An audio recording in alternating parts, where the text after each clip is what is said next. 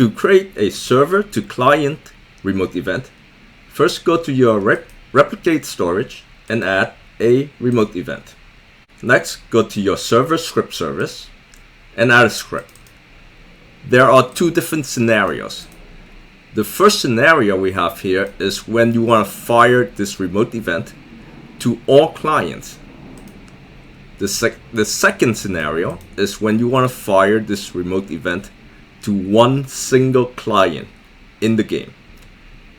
So to fire to all clients, you have the name of the remote event followed by fire all clients.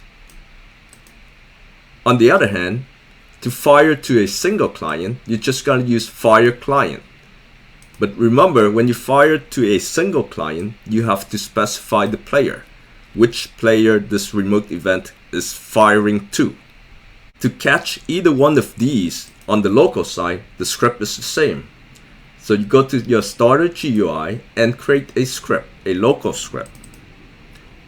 And this is the statement to catch the remote event that is being fired from the server side.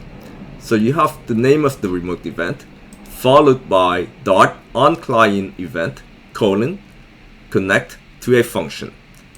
And you can tell the function to do whatever you need to do.